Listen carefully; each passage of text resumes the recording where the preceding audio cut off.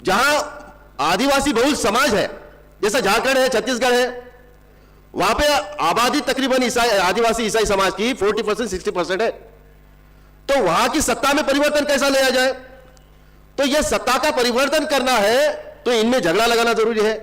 तो इस तरह की बातें यह सामने आ रही है कि आदिवासियों में उनको हिंदू बना के ईसाइयों के खिलाफ उनको लड़ाया जा सकता है और वहां पे उनकी सत्ता वहां पे उनकी प्रस्थापित की जा सकती है। इस तरह की बातें जहां जहां ये आदिवासी समाज है और ईसाई समाज है उनमें झगड़ा लगाने का काम चल रहा है। आदिवासियों को जबरन हिंदू बनाकर क्रिश्चियन और नॉन क्रिश्चियन के बीच में झगड़ा लगाना आरएसएस का संगठित षड्यंत्र है। इस विषय में कुछ बातें मैं रखना चाहता हूं। साथियों, आज भारत में आदिवासी की आबादी जो है 7.5 से 8% है और संविधान ने जो 5वीं और 6ठी अनुसूची दी है, उस अनुसूची के तहत आदिवासियों को संविधान में एक दूसरा संविधान बना के बाबा साहब ने दिया है, ताकि आदिवासी समाज जो हजारों सालों से इस जल जंगल जमीन में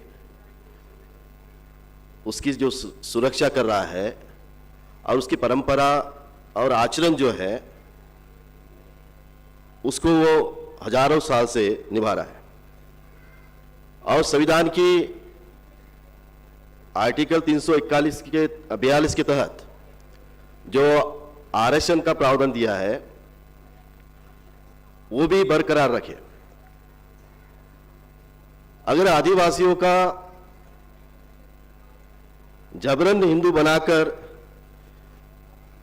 वो जो लड़ाने का काम कर रहे हैं, तो अगर आदिवासी हिंदू बन जाते हैं तो उनका संवैधानिक अधिकार जो है वो समाप्त हो जाएगा। और इस तरह की बातें वो बहुत से सालों से चल रही है। ये अभी आदिवासी लोगों को हिंदू नहीं बना रहे हैं। The abnormalities of tribes in India, इस किताब में स्टीफन फ्यूज कहता है कि ईस्वी सन 1800 में जो वैष्णव ब्राह्मण नारायण है, उस ईस्वी सन 1800 में ही आदिवासी को हिंदू बनाने का कार्यक्रम चालू कर दिया था। और यह जानकारी सामने आई है उस किताब के माध्यम से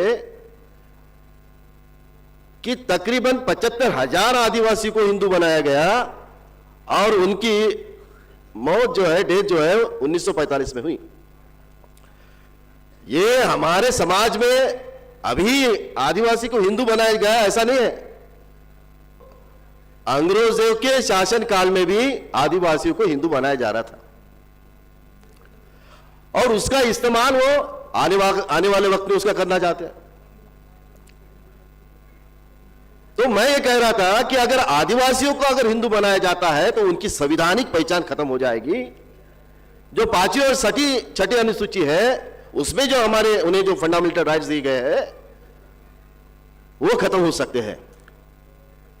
तो ये झगड़ा लगाने के पीछे ये एक कारण हो सकता है। दूसरी एक बात जो है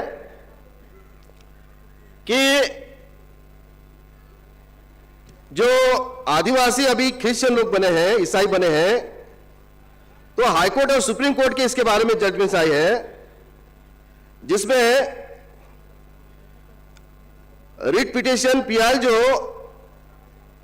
6884/2002 में श्रीमती कपारा हंसदा बनाम भारत सरकार झारखंड उच्च न्यायालय में यह कहा गया है कि धर्मांतरित ईसाइयों को अनुसूचित जनजाति को मिलने वाले लाभ से वंचित नहीं रखा जा सकता। यह एक जजमेंट है जिसमें वो कहते हैं कि अगर आदिवासी धर्म बदले भी तो उनकी परंपरा, भाषा और रीति रिवाज अक्षुण्ण रहती है। दूसरा एक सुप्रीम कोर्ट का जजमेंट है 2004 का AR 1064 केरल सरकार एवं बनाम चंद्रमोहन, मात्र धर्म परिवर्तन से एक व्यक्ति की अनुसूचित जनजाति की सदस्यता से वंचित नहीं रह जाता। और तीसरा जो डिसीजन आया है 1964 में, AR 1964 है, जो उराव जनजाति के सदस्य ईसाई धर्म स्वीकार करते हैं वह अपनी जाति नहीं खोते हैं और आदिवासी को प्रदत्त अधिकारों को एवं सुविधाओं से वंचित नहीं है। तो ये सुप्रीम कोर्ट और हाई कोर्ट के डिसीजन ये कहते हैं आदिवासी अगर ईसाई भी बनता है तो उसकी जो पहचान है, उसकी जो आइडेंटिटी है वो समाप्त नहीं होती है।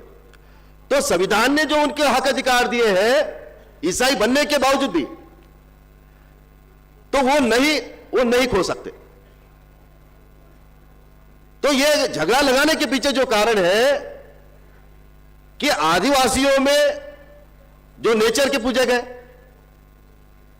और जो ईसाई धर्म में परिवर्तित हुए हैं, जो मानवता का धर्म उन्होंने स्वीकारा है, तो उन्होंने ऐसा कभी उनकी नेचर या उनकी जो रीति रिवाज है वो समाप्त करे, ऐसा कभी उसमें नहीं हुआ है। इसीलिए जो भी ईसाई जनजाति जो आदिवासी बने हैं उनकी आइडेंटिटी आज भी बरकरार है।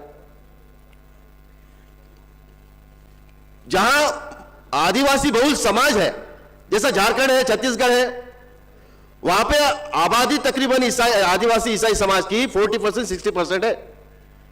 तो वहां की सत्ता में परिवर्तन कैसा लाया जाए? तो यह सत्ता का परिवर्तन करना है तो इनमें झगड़ा लगाना जरूरी है। तो इस तरह की बातें यह सामने आ रही है कि आदिवासियों में उनको हिंदू बना के ईसाइयों के खिलाफ उनको लड़ाया जा सकता है और वहां पे उनकी सत्ता वहां पे उनकी प्रस्थापित की जा सकती है। इस तरह की बातें जहां जहां ये आदिवासी समाज है और ईसाई समाज है उनमें झगड़ा लगाने का काम चल रहा है। साथियों, इस तरह की जो बातें हैं, जो भी आदिवासी में कन्वर्टेड ईसाई है वो अपनी आइडेंटिटी बनाए रखे और समाज के अभाव की वजह से मैं अपनी इतनी बातें यहां पे रखना चाहता हूं। धन्यवाद। जय निवासी। हेलो।